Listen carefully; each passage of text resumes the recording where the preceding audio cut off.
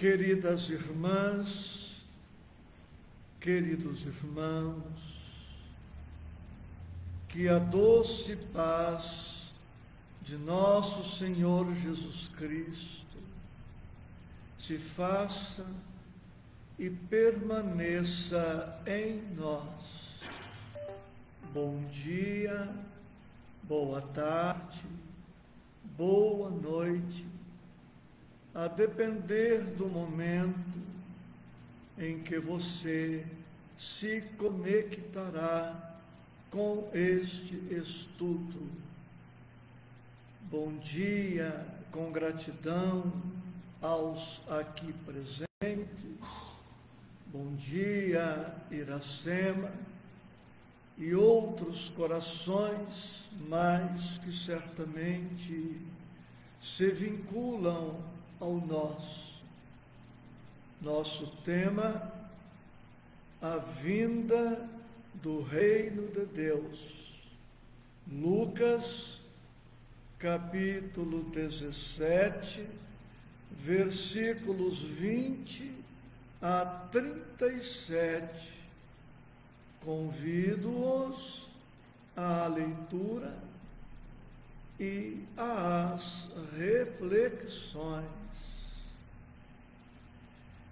E interrogado pelos fariseus sobre quando havia de vir o reino de Deus, respondeu-lhes e disse: o reino de Deus não vem com aparência exterior, nem dirão, ei-lo aqui, ou ei-lo ali, porque eis que o reino de Deus está entre vós.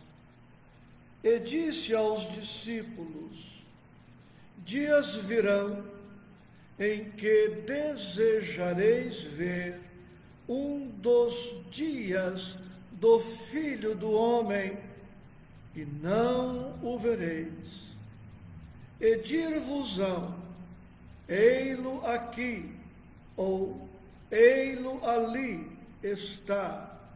Não vades, nem os sigais, porque como o relâmpago ilumina desde uma parte debaixo do céu até a outra debaixo do céu, assim será também o Filho do Homem no seu dia. Mas primeiro convém que ele padeça muito e seja reprovado por esta geração.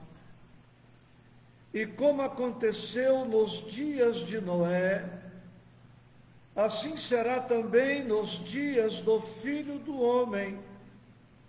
Comiam, bebiam, casavam e davam-se em casamento, até ao dia em que Noé entrou na arca e veio o dilúvio e os consumiu a todos. Como também da mesma maneira aconteceu nos dias de Ló. Comiam, bebiam, compravam, vendiam, plantavam e edificavam. Mas no dia em que Ló saiu de Sodoma, choveu do céu fogo e enxofre, e os consumiu a todos. Assim será no dia em que o Filho do Homem se há de manifestar. Naquele dia, quem estiver no telhado, tendo as suas alfaias em casa, não desça a tomá-las. Da mesma sorte, o que estiver no campo, não volte para trás. Lembrai-vos da mulher de Ló. qualquer que procurar salvar a sua vida, perdê-la-á, e qualquer que a perder, salvá-la-á. Digo-vos que naquela noite estarão dois numa cama, um será tomado e outro será deixado. Duas estarão juntas moendo, uma será tomada e outra será deixada. Dois estarão no campo, um será tomado, o outro será deixado. E respondendo, disseram-lhe: Onde, Senhor? E ele lhes disse: Onde estiver o corpo, aí se ajuntarão as águias. Meus amados, a vinda do reino de Deus, este o nosso tema.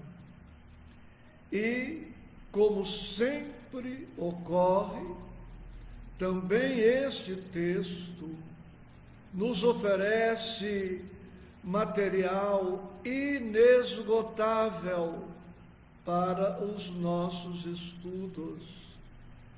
Em nossos 30 minutos de reflexões, vamos trazer os apontamentos possíveis. Ana Cecília, Sueli Ferreira, João Alberto, Solange Cristina, outros amores, meu abraço recheado de gratidão e amor. Reino de Deus, este é um dos temas essenciais do Evangelho de Jesus.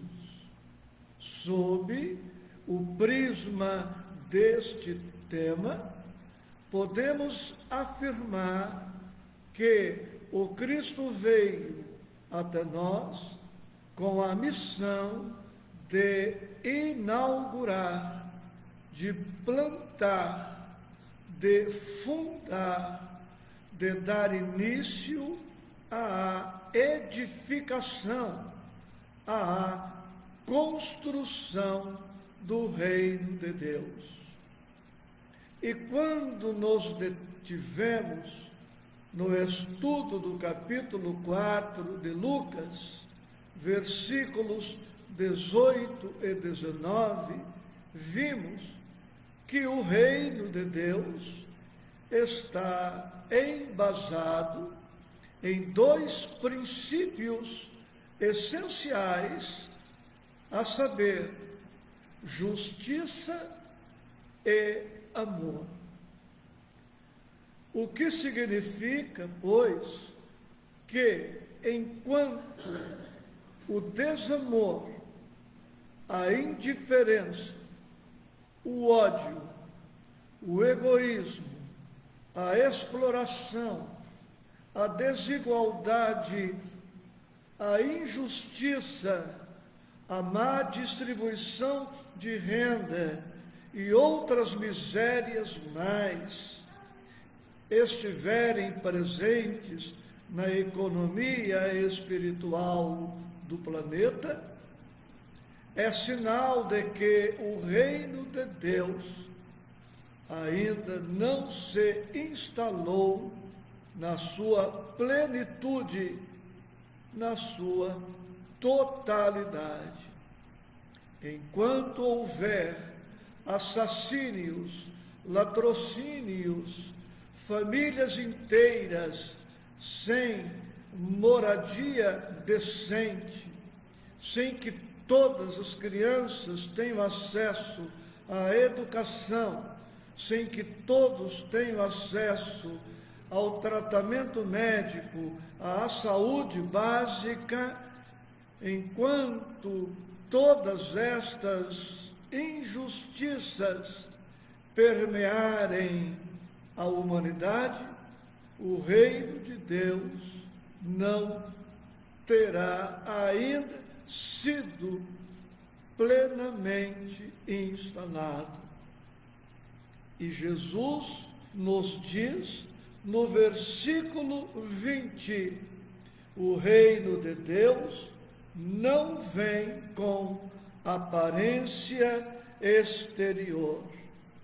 E ele também diz: o reino de Deus está entre vós, para que as injustiças do mundo desapareçam.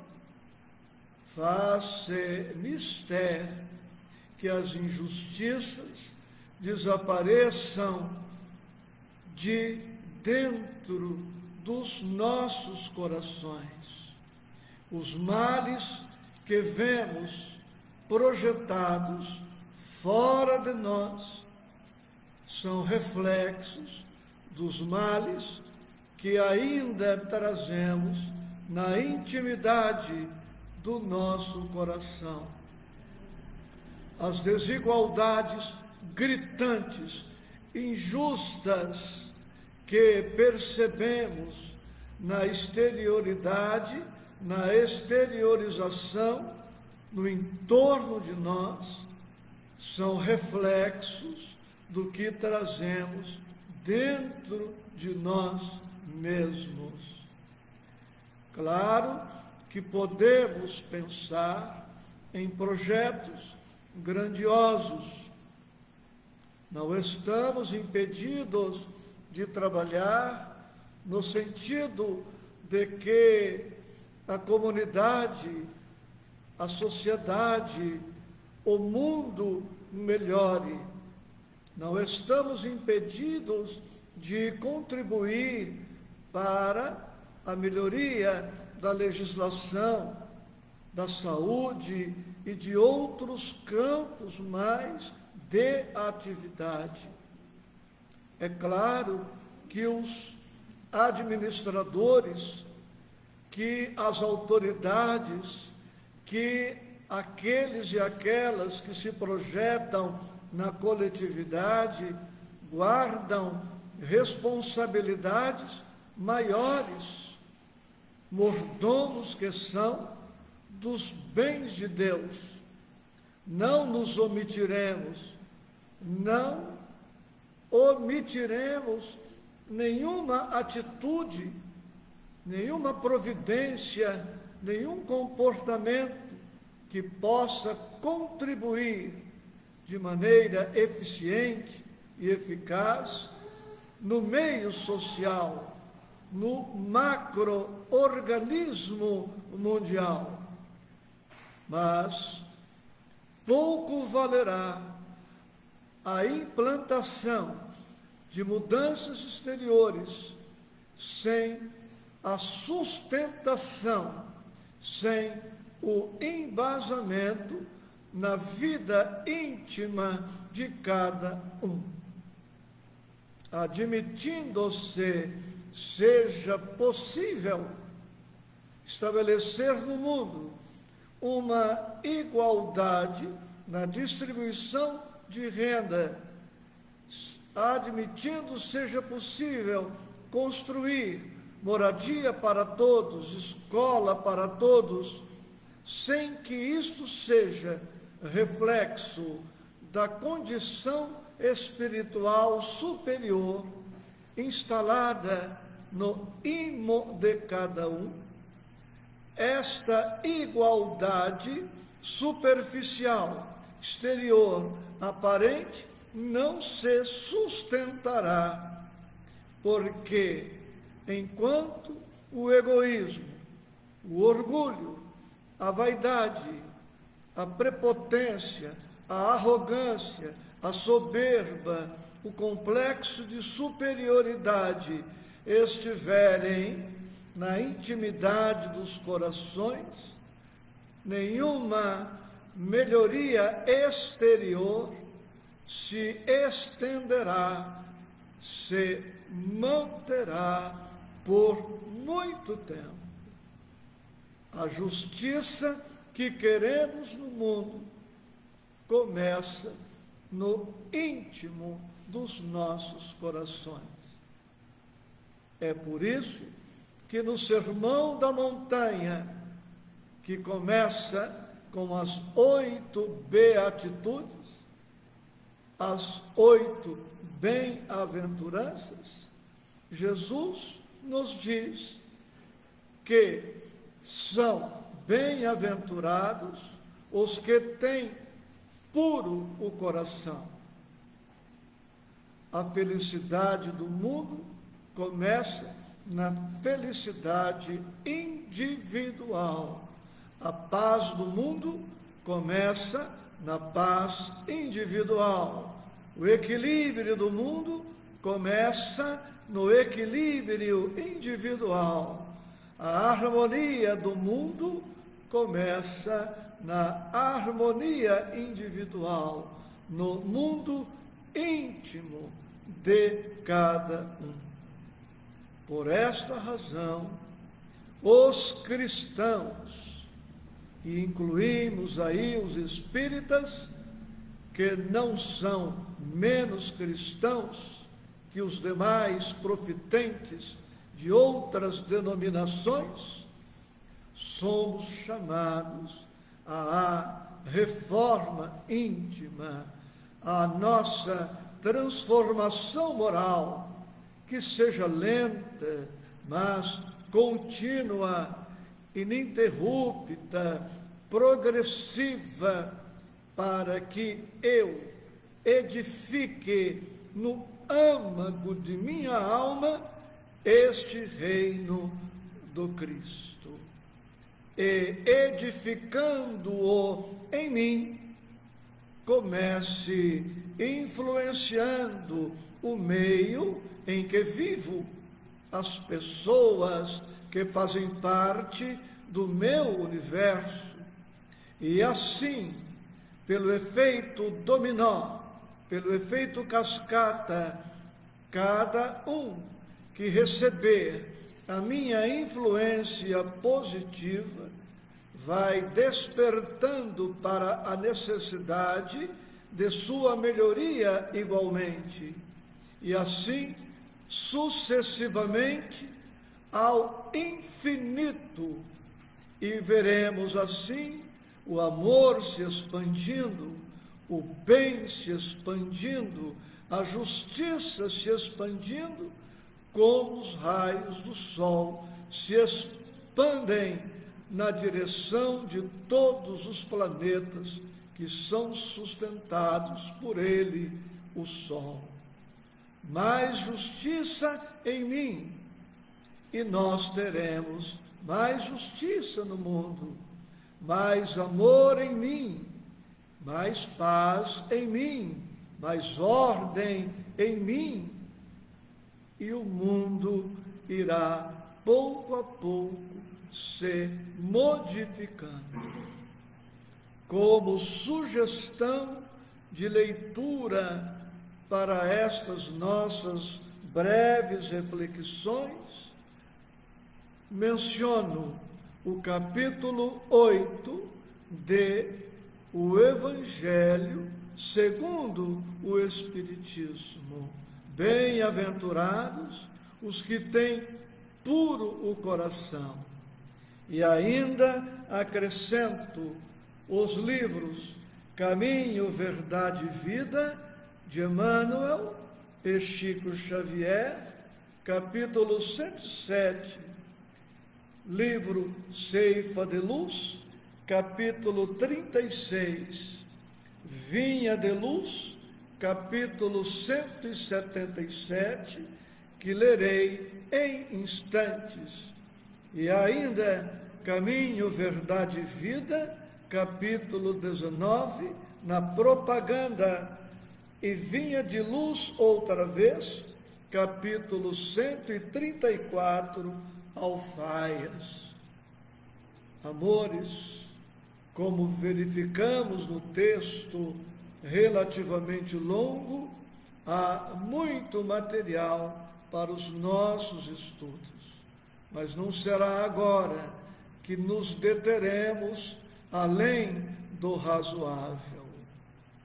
Perdemos muito tempo muita energia procurando salvar os outros, transformar os outros, pretensiosamente pretendendo instalar neles o reino de Deus, o reino que não consigo instalar em mim, pretensiosamente quero ver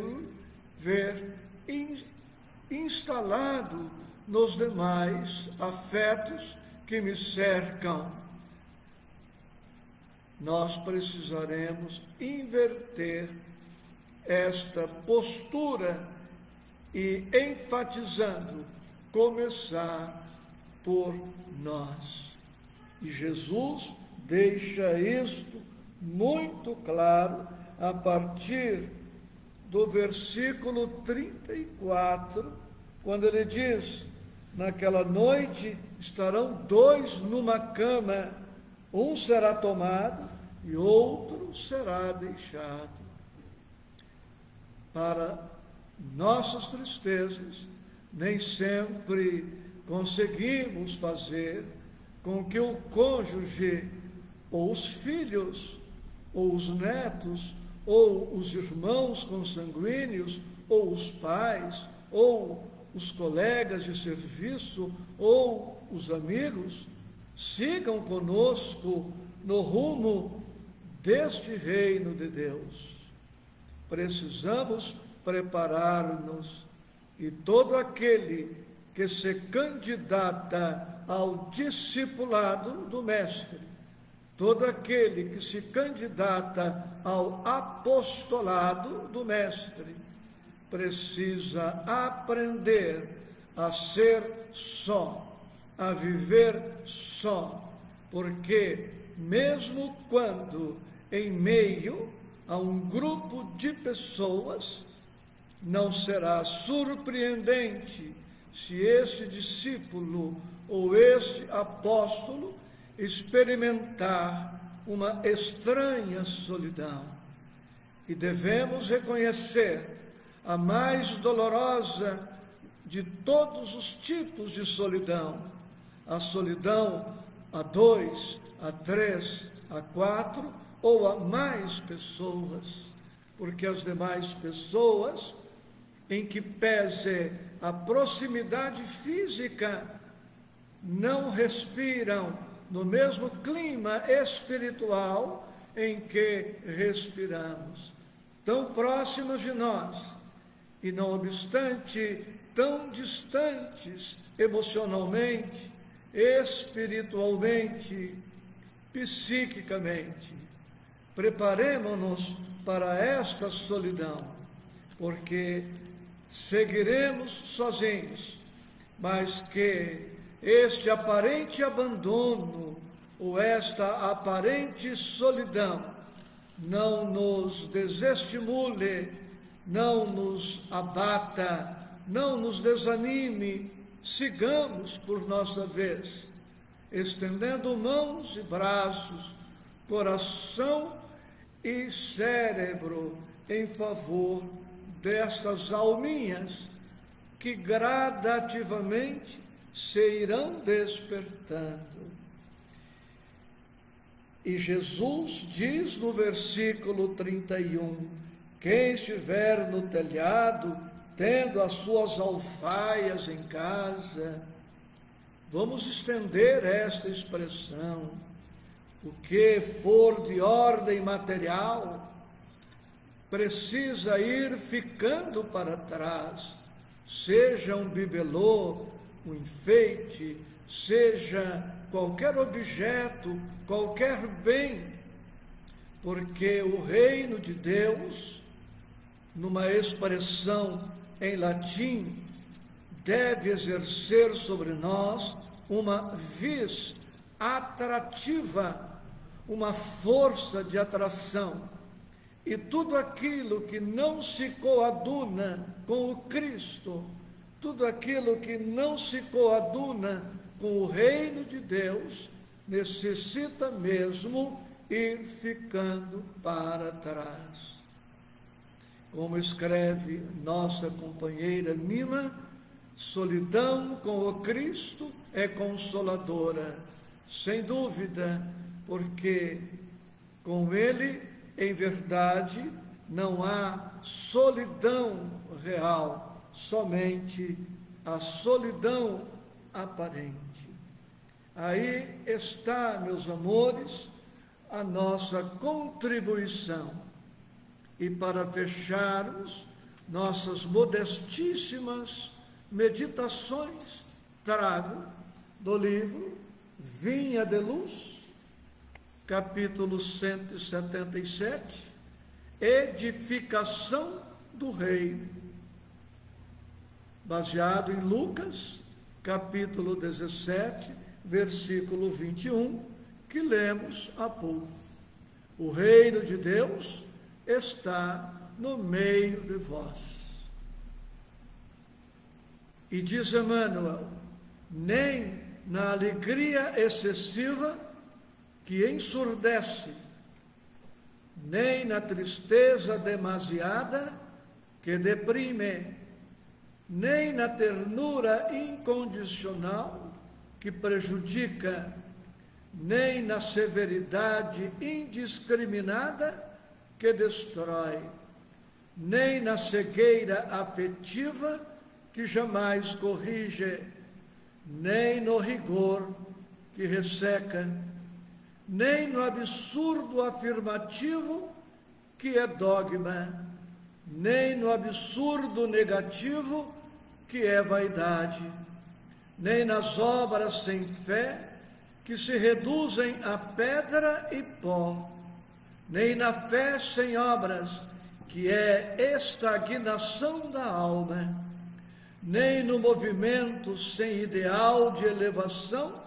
que é cansaço vazio, nem no ideal de elevação sem movimento, que é ociosidade brilhante, nem cabeça excessivamente voltada para o firmamento, com inteira despreocupação do valioso trabalho na terra, nem pés definitivamente chumbados ao chão do planeta, com integral esquecimento dos apelos do céu, nem exigência a todo instante, nem desculpa sem fim.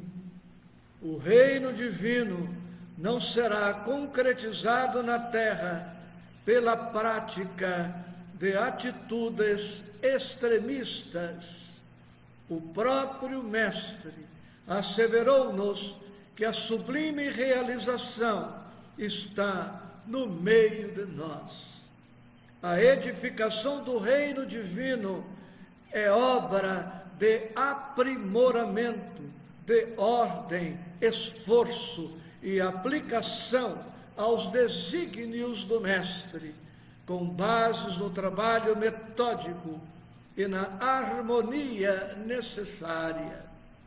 Não te prendas excessivamente às dificuldades do dia de ontem, nem te inquietes demasiado pelos prováveis obstáculos de amanhã.